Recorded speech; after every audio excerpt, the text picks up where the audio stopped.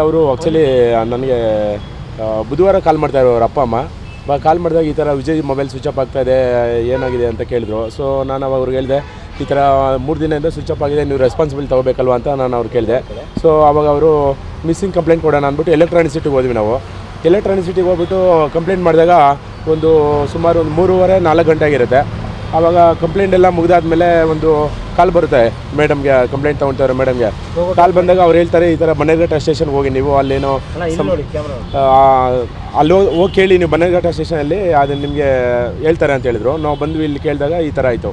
So ನಮಗೇನಪ್ಪ ಇದರಿಂದ doubt ಅಂದರೆ ಈ ಪ್ರಸಾದ್ ರಾವ್ ಅನ್ನೋ ವ್ಯಕ್ತಿ ನಮ್ಗೆ 2 ವರ್ಷದ ಮುಂಚೆ ನಮ್ಮ ತಮ್ಮಗೆ ಕೇರ್ಪುರಂ ಪೊಲೀಸ್ ಸ್ಟೇಷನ್ ಎಲ್ಲ ಪ್ರಾಬ್ಲಮ್ ಮಾಡಿಕೊಂಡು ಅವರೆಲ್ಲ ಮಾತಾಡಿದರು.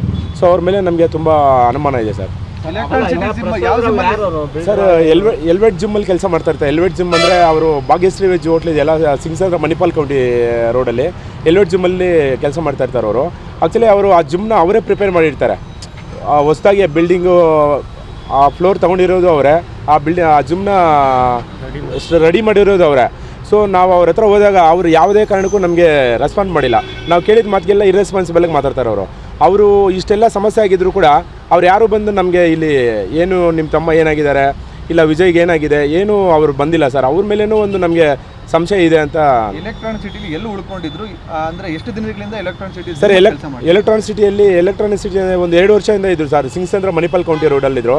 ಅವರು ಶ್ರೀ ಲಕ್ಷ್ಮೀ ವೆಂಕಟೇಶ್ವರ PG ಅಂತ ಮೇ ಬಿ ಇರ್ಬೋದು, ಅದರಲ್ಲಿದ್ದರು ಒಂದು 2 ವರ್ಷದಿಂದ. ಅವರು ಭಾಗ್ಯಶ್ರೀ ವೆಜ್ ಹೋಟ್ಲಿ 2nd ಫ್ಲೋರಲ್ಲಿ ಎಲ್ವೆಟ್ ಜಿಮ್ಮಲ್ಲಿ ಕೆಲಸ ಮಾಡ್ತಾಯಿದ್ರು. 2 ವರ್ಷ ಇರ್ಬೋದು ಸರ್, ಮೇ ಬಿ ಇರ್ಬೋದು 2 ವರ್ಷ. ಸರ್ ಈಗ ಕೇರ್ಪುರದಲ್ಲಿ ಕಂಪ್ಲೇಂಟ್ ಆಗಿತ್ತು ಅಲ್ಲ ಆ ಜಿಮ್ಮಲ್ಲಿ ಈ ಬಿಲ್ಡರ್ ಸರ್, ಅವಾಗ ವಿಜಯ್ ಕುಮಾರ್ಗೆ ನ್ಯಾಯ ಸಿಕ್ಕಿತ್ತಾ ಇಲ್ಲ ಇವರು ಈ ಬಿಲ್ಡರ್ ಸರ್? ಇಲ್ಲ, ಅವರು ಕೇರ್ಪುರಮಲ್ಲಿ ಆ ಥರ ಪ್ರಾಬ್ಲಮ್ ಆದಾಗ ಅವರೆಲ್ಲ ಕಾಂಪ್ರಮೈಸ್ ಮಾಡ್ಕೊಂಡಿದ್ದೀವಿ ಸರ್. ನೀವು ಇಲ್ಲಿರಬಾರ್ದು, ಹುಡುಗಿ ಅವ್ರ ಮನೆಗೆ ಹೋಗಿರ್ತಾರೆ, ವಿಜಯ್ ಊರಿಗೆ ಹೋಗಿರ್ತಾರೆ, ನೀವು ಇಲ್ಲಿರಬಾರ್ದು, ಇಲ್ಲಿದ್ರೆ ತೊಂದರೆ ಆಗುತ್ತೆ ಅಂತ ಊರಿಗೆ ಕರ್ಕೊಂಡು ಹೋಗಿರ್ತಾರೆ. ಊರಲ್ಲಿ ಒಂದು ಮೇ ಬಿ ಒಂದು 2 ವರ್ಷ ಇರ್ಬೋದು, 1 ವರ್ಷ 2 ವರ್ಷ ಇರ್ಬೋದು ಸರ್. ಆಮೇಲೆ ಅವರು ವ್ಯವಸಾಯ ಅಗ್ರಿಕಲ್ಚರ್ ಎಲ್ಲ ಮಾಡಿ ಇರೋ ದುಡ್ಡೆಲ್ಲ ಲಾಸ್ ಆಗಿರ್ತಾರೆ. ಅವ್ರ ಹೆಂಡತಿ ಅರೇಂಜ್ಮೆಂಟ್ ಕೇಸ್ ಹಾಕಿರ್ತಾರೆ, ಮೇಂಟೆನೆನ್ಸ್ ಅರೇಂಜ್ಮೆಂಟ್ ಕೇಟು. ಆವಾಗ ಅವ್ರ ಹತ್ರ ಅದು ಹಣದ ಕೊರತೆಯಿಂದ ಅವ್ರು ಮತ್ತೆ ಬೆಂಗಳೂರಿಗೆ ಬಂದಿರ್ತಾರೆ.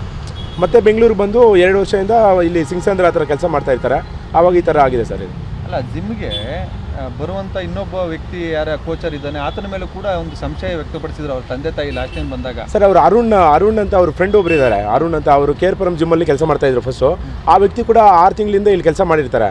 ಈ ಘಟನೆ ಆಗಿದ್ದಕ್ಕಿಂತ ಮುಂಚೆ ಬಿಫೋರ್ 1 ಮಂತ್ ಮುಂಚೆ ಕೆಲಸ ಬಿಟ್ಟಿರ್ತಾರೆ. ಆ ವ್ಯಕ್ತಿ ಮತ್ತೆ 6ನೇ ತಾರೀಕು ವಿಜಯ್ ಈ ಥರ ಆಗಿದೆ, ಅವರು 5ನೇ ತಾರೀಕು ಬಂದುಬಿಟ್ಟು ಅವ್ರನ್ನ ಮೀಟ್ ಮಾಡಿ ಹೋಗಿರ್ತಾರೆ ಅರುಣ್.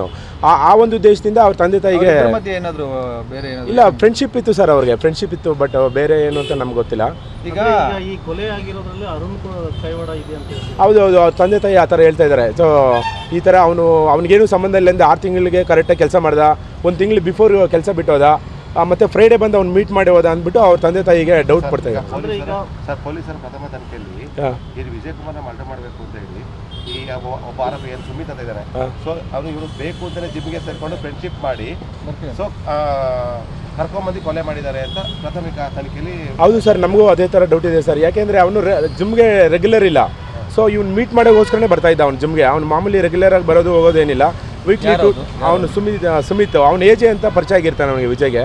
ಅವನ ಒರಿಜಿನಲ್ ಹೆಸರು, ಮೂಲ ಹೆಸರು ಸುಮಿತ್ ಅಂತ. ಏನು ಮಾಡ್ಕೊಂಡಿದ್ದ ಅವನು, ಎಲ್ಲೋನು ಸರ್ ನಮಗೆ ಅಷ್ಟು ಗೊತ್ತಿಲ್ಲ. ಸೊ ಅವನದು ಕೈವಾಡ ಇದೆ ಅಂತ ನಾವು ಅನ್ಕೊಂತೀವಿ ಸರ್. ಯಾಕೆಂದರೆ ಅವ್ನಿಗೇನು ಸಂಬಂಧ ಇಲ್ಲೇ ಇರುವಾಗ ಅವನು 6 ತಿಂಗಳು ಕರೆಕ್ಟಾಗಿ ಬರೋದು, ಮತ್ತು ಅವ್ನು ರೆಗ್ಯುಲರಾಗಿ ಬರೋಲ್ಲ ಜಿಮ್ಗೆ, ಅವಾಗ ಬರೋದು ಹೋಗೋದು, ಮತ್ತು ಅವನ್ನೆಲ್ಲ ಔಟಿಂಗ್ ಕರ್ಕೊಂಡು ಹೋಗೋದು, ಕುಡಿಸೋದು, ಆ ಥರ ಎಲ್ಲ ಮಾಡಿದ್ದಾರೆ. ಅವರು PGಯಲ್ಲಿ ಕೂಡ ಒಂದು 4-5 ಟೈಮು ಎಣ್ಣೆ ಹೊಡಿಸಿದ್ದಾರೆ ಅಂತ ಹೇಳ್ತಾ ಇದ್ರು ಅವರು. ಸರ್ ಪ್ರಮುಖವಾಗಿ ಈಗ ಯುವತಿನೇ ವಿಜಯ್ ಬೇಕು ಅಂತೇಳಿ ಹುಡುಕೊಂಡು ಹೋಗಿ ಆತನ ಹಿಂದೆ ಬಿದ್ದಿದ್ರು. ಹೌದು ಸರ್, ಹೌದು.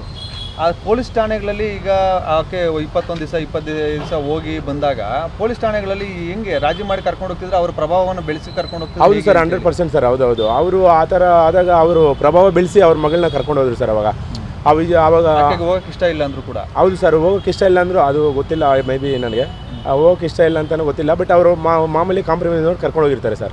ಸರ್ ಇವತ್ತು IG ಸಾಹೇಬ್ರೆ ಖುದ್ದು ಈ ಪ್ರಕರಣ ಸಂಬಂಧಪಟ್ಟ ತನಿಖೆ ಬಂದಿದೆ, ಇದ್ರ ಬಗ್ಗೆ ಏನು ಸರ್? ನಮಗೆ ನ್ಯಾಯ ಸಿಗುತ್ತೆ ಅಂತ ನಮ್ಗೆ ಭರವಸೆ ಇದೆ ಸರ್.